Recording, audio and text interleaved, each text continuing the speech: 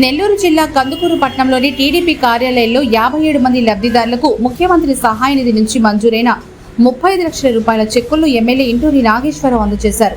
ఈ సందర్భంగా ఎమ్మెల్యే మాట్లాడుతూ కందుకూరు నియోజకవర్గ ప్రజలకు మెరుగైన వైద్యం కల్పించడంలో భాగంగా ప్రతి పేదవాడి ఆరోగ్యానికి ఆర్థిక భరోసాగా కూటమి ప్రభుత్వం ఉంటుందని, ఈ సహాయం లబ్ధిదారులకు మరింత ధైర్యాన్నిస్తుందన్నారు. అనంతరం కందుకూరు నియోజకవర్గ అభివృద్ధిలో భాగంగా రోడ్లు వేయడం కోసం 11 కోట్ల రూపాయల నిధులు మంజూరయ్యాయని తెలిపారు. ఈ కార్యక్రమంలో పట్టణ టీడీపీ అధ్యక్షులు దామ మల్లేశ్వరరావు, కందుకూరు మండల అధ్యక్షులు బుస్సారెడ్డి కృష్ణారెడ్డి తదితరులు పాల్గొన్నారు. దయచేసి చెక్కులు తీసుకున్న వాళ్ళందరూ కూర్చోండి. ఉట్లపల్లి ద్రోణాదుల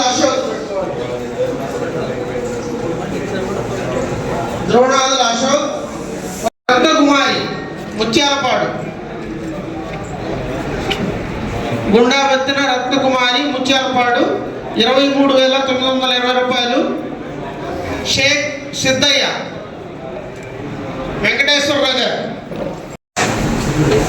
దయచేసి చెక్కులు తీసుకున్న వాళ్ళు మళ్ళీ మీ స్థలంలో కూర్చోండి. నెక్స్ట్ ఒలేటి కళ్యాణి, ఒలేటి వారిపాలెం.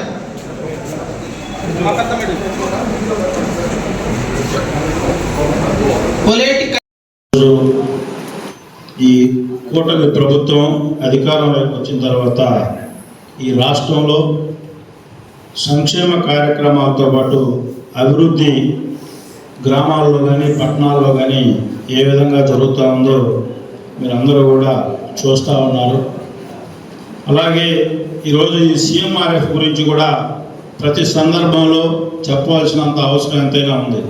ఎందుకంటే పేదవాళ్ళు హాస్పిటల్ ఖర్చులు పెరిగిపోయినాయి. పేదవాళ్ళు ఈ ఆర్థిక ఇబ్బందుల్లో ఉండకూడదు, వాళ్ళకి రాష్ట్ర ప్రభుత్వం నుంచి చేదోడు వాదోడు అందించాలని చెప్పి రాష్ట్ర ముఖ్యమంత్రి నారా చంద్రబాబు నాయుడు గారు ఒక సదుద్దేశంతో పేదవాళ్ళ అప్పుల బాధ నుంచి ఎంతో కొంత రిలీఫ్ కావాలి, వాళ్ళకి మనం సపోర్ట్గా ప్రభుత్వం ఉండాలని చెప్పి ఈ రాష్ట్రంలో దేశంలో ఎక్కడా లేని విధంగా ఈ సీఎంఆర్ఎఫ్ ఇప్పుడు 27వసారి మొత్తం 920 మందికి సుమారు 8.5 కోట్ల రూపాయలు సీఎంఆర్ఎఫ్ చెక్కులు ఇచ్చామంటే ఒక నియోజకవర్గానికి ఇంత భారీ ఎత్తున నిధులకు సపోర్ట్ చేస్తున్నటువంటి ముఖ్యమంత్రి గారికి ఈ నియోజకవర్గ ప్రజల తరఫున హృదయపూర్వక ధన్యవాదాలు తెలియజేసుకుంటా ఉన్నాం.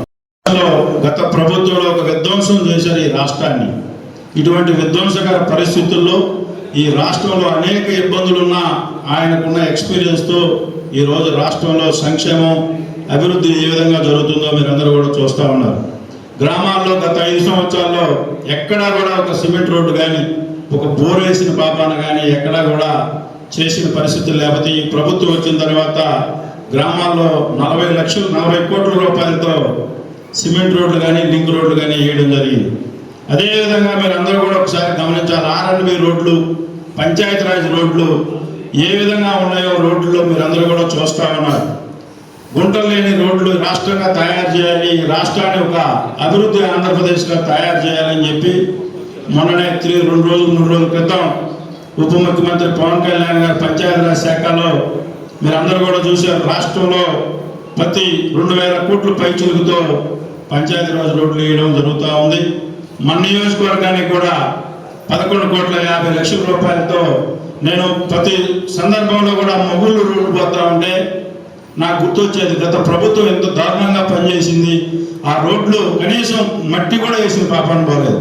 ఈరోజు 11,50,00,000 చెట్టు రామాయపట్నం రోడ్డు కానీ చాలా రోడ్లు ఈరోజు ఉప ముఖ్యమంత్రి పవన్ కళ్యాణ్ గారు అలాగే రాష్ట్ర ముఖ్యమంత్రి చంద్రబాబు నాయుడు గారు రాష్ట్రంలో పంచాయతీరాజ్ శాఖను కూడా మంచి రోడ్లు వేయాలని చెప్పి 11,50,00,000 రూపాయలు మన నియోజకవర్గానికి ఇచ్చినందుకు ఉప ముఖ్యమంత్రి గారికి కూడా హృదయపూర్వక ధన్యవాదాలు తెలియజేసుకుంటా ఉన్నాం. ఇవన్నీ కూడా మీరు కూడా గత ప్రభుత్వాలు ఏం చేసినాయి మీకు తెలుసు. ఎక్కడన్నా ఒక ట్రాక్టర్ ఇసు కొనుక్కోవాలంటే 4,000 ట్రాక్టర్ పెట్టి కొనుక్కునే పరిస్థితి. ఎవరన్నా ఒక పేదవాడు రోడ్డు మీదకి వచ్చి మాట్లాడాలంటే కేసులు పెట్టి లోపల పడేసే పరిస్థితి. ఎక్కడా కూడా ఎవరు కల్తీ మద్యం, ప్రతి ఊరు వాడ కల్తీ మద్యం రాష్ట్రంలో చూస్తూ ఉన్నాం. పెద్ద పెద్ద నాయకులు కూడా కల్తీ మద్యం కేసులు ఎరకపోయే పరిస్థితి.